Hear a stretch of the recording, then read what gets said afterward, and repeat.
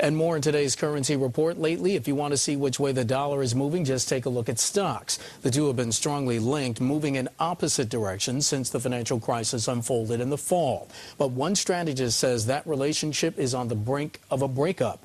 Our Courtney Donahoe has more on the story. Courtney? Well, Adam Boyton, senior FX strategist at Deutsche Bank, says he's tired of acting as a stock analyst, and he's ready to get back to his real job, which is analyzing currencies.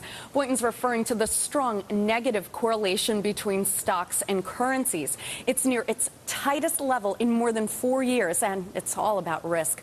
When the market worries about the global outlook for the economy, risk aversion starts to take hold. Traders scramble to buy safe haven dollars and dump riskier investments like stocks. Now, optimism about the economy causes the opposite effect.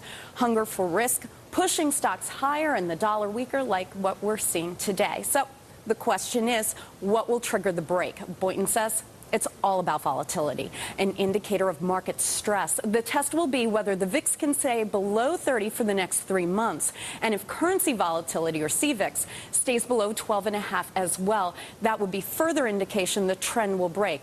So what's the next driver for currencies as the risk correlation breaks? Boyton says it's back to a, quote, normal world where currencies trade off of relative interest rate expectations, commodity prices, and also capital flows. Mark?